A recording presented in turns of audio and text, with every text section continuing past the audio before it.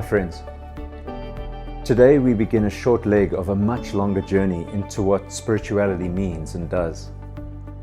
I often say that spirituality is about connecting more deeply with ourselves, others, the cosmos, and God. And so for the next few weeks, we'll be focusing on just the first one of those things, connecting more deeply with ourselves.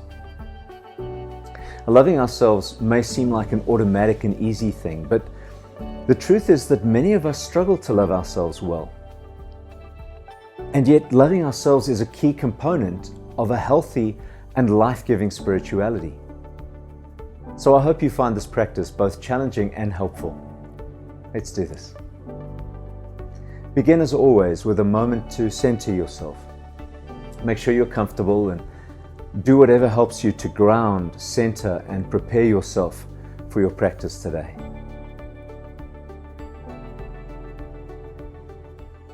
And then when you're ready, take a moment to think of 3 essential things that make you, you. When you think of yourself, what are the 3 things that you feel most define and express your authentic self? Hold those things in your mind as you allow yourself to just sit with yourself, to just be with yourself for a few moments.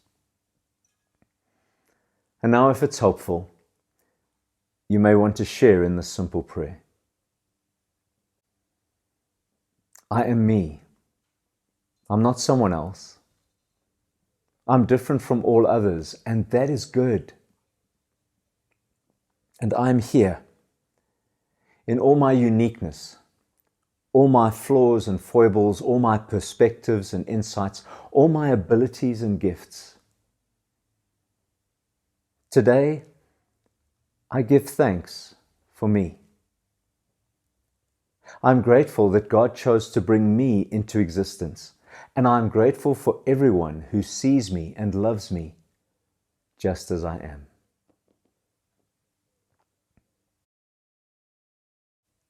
In 1977, George Benson released a song that had been written by Michael Massa and Linda Creed. It was called The Greatest Love of All. And the chorus contains these lyrics: because the greatest love of all is happening to me. I found the greatest love of all inside of me. The greatest love of all is easy to achieve. Learning to love yourself, it is the greatest love of all. Is love for ourselves the greatest love of all?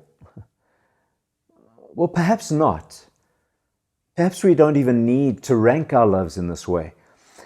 But I do know that loving ourselves is not as easy to achieve as the song says. Many of us struggle much more than we let on. Many religions almost completely overlook the importance of loving ourselves. And some of us have found that our religion has made it harder for us to love ourselves. And we've spoken about that here in Evo Faith before. The greatest commandment, according to Jesus, is this: to love God with all our hearts, souls, minds, and strength, and to love our neighbors as we love ourselves. Although these are presented as 2 commandments in the Gospels, they're actually one. What Jesus actually says is the second commandment, to love your neighbor as you love yourself, is the same as the first. But what we often miss is that there are 3 loves here, and they're all put on an equal footing. There's love for God, or the divine, or whatever we want to call the mysterious reality that fits all things, fills all things, and gives them life. Then there's love for our neighbors, and then there's love for ourselves. And it's implied that these 3 loves all work together. They depend on each other. And it's impossible to practice one kind of love without doing all of them. You can't love God and not love your neighbor. And you can't love your neighbor if you don't love yourself. And that means that self-love is an important spiritual practice. Does that sound strange to your ears? To be honest, I've really struggled to see self-love in that way. To a limited degree, I can accept that loving myself is important and wise and necessary, but somehow it doesn't feel very spiritual to me. It feels more like the opposite. It feels self-indulgent and selfish and self-centered, all words that defined sin in my religious upbringing. But I've come to believe that loving ourselves is as much a needed and important spiritual practice as loving others or loving God. And so in this series, I want to explore something that isn't often spoken much about in spiritual religious circles: how we can love ourselves well and express that love in practical acts of self-care. And in this first chapter of this series, I want to explore how we treat ourselves. What kinds of words do you speak to yourself? In my experience, most of us talk to ourselves in ways that we would never talk to anyone else. We call ourselves stupid, idiots, fools, and worse.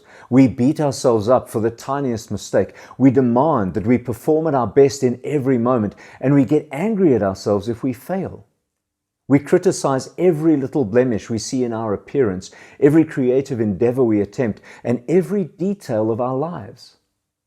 Social media can be cruel and full of trolls, but it's actually a pretty civil place compared to what goes on in our brains, directed at ourselves.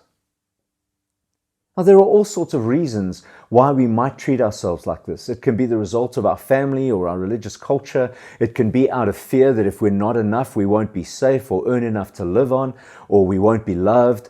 But whatever the underlying cause, we somehow believe that unless we are hard on ourselves, unless we judge and shame ourselves for every perceived weakness, we won't ever amount to anything. But that's just rubbish. How do we ever reach our best when we are constantly being scrutinized and judged? And how much more is that the case when the judge is ourselves? We are far more likely to become the people we want to be when we love ourselves than when we are constantly on our own cases and rejecting ourselves. And that's why I want to suggest that step one in loving ourselves is to take control of our self-talk, to catch ourselves whenever we cut ourselves down and humiliate ourselves with what we say and think about ourselves, and to change our communication with ourselves to the same gentle, kind, affirming, forgiving, and understanding talk that we would use with a lover. You can begin right now. Think of one nasty thing you've said to yourself recently, and now replace that thing with a loving and kind word that says the opposite of your harsh words. But of course, as we know, words on their own are not enough. What we say needs to also be expressed in action. And that's true of our relationship with ourselves too. Saying "I love you" is nice, but it is meaningless if it isn't shown in loving actions. And so to love ourselves, we need to change not just how we talk to ourselves, but how we act toward ourselves. So many of us drive ourselves to burnout or force ourselves to do things that don't feed our souls, or we try to silence our lack of self-love in destructive addictions that may feel good in the moment, but undermine our health and well-being in the long term. And so a key factor in loving ourselves is to learn to treat ourselves lovingly. Life is tough. We get hurt and tired and broken, even in the best of times. And so one of the most important things we can do to love ourselves is to learn how to soothe ourselves when we're hurting, how to comfort ourselves when we're grieving, how to cheer ourselves on when we're doing well, and how to give ourselves space to rest in the way that is truly restful for us when we're tired.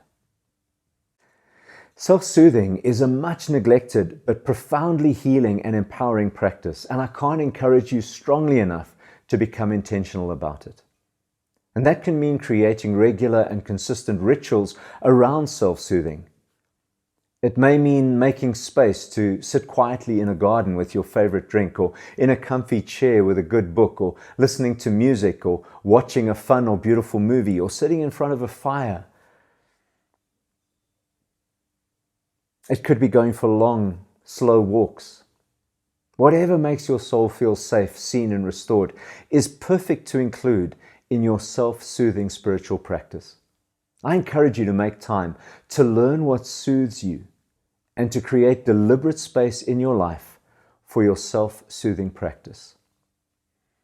It may seem strange that I would devote a whole chapter to this and a whole series to loving ourselves, but I've become convinced that few of us are very deliberate about self-care. We know we should do it, but it often becomes just another set of demands that we place on ourselves. Eat right, exercise, get enough sleep, pray, etc.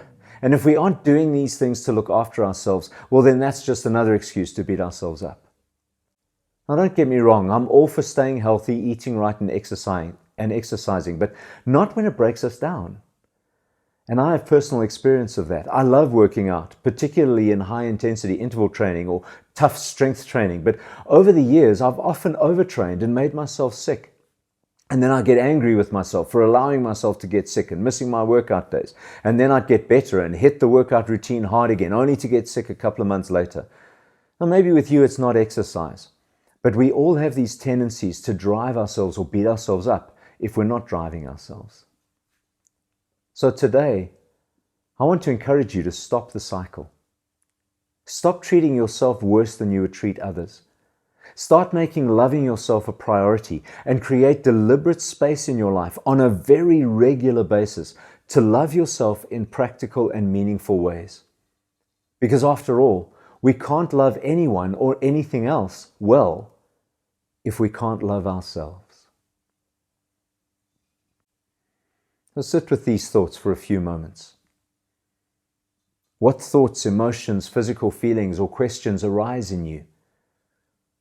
Make sure you journal any that will need more attention through this week so you don't forget them. Now take some time to think of 3 positive things you can say about yourself. If it feels helpful, speak those 3 things out loud. Do your best not to qualify or downplay them. Be bold and confident and blow your own trumpet for a few moments. This is your time, and no one else has to hear you unless you want them to.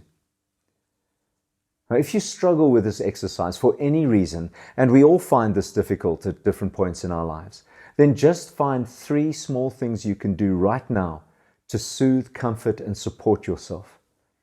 Allow yourself enough time to really feel the soothing and the comfort of your gentle kindness toward yourself. Pause the video if you need to. When you're ready, bring your practice to a close in whatever way helps you to prepare for the challenges and joys of your daily living. As you go through the week ahead, I encourage you to keep working with your self-talk and create space to soothe and comfort yourself regularly. You might also want to write a love letter to yourself, expressing the positive 3 things you brought to mind earlier. You can write a little each day, or write your letter all at once and then read it every day. But make space to be intentional about your self-love this week and see how it impacts your sense of well-being, your relationships, and your spiritual, mental, and emotional health. And that brings today's practice to an end. I hope you found it helpful, liberating, and encouraging. What is your response to being so intentional about your self-talk? What are your best self-soothing practices? Please share your insights in the comments. Thanks so much for sharing in this practice. See you next time.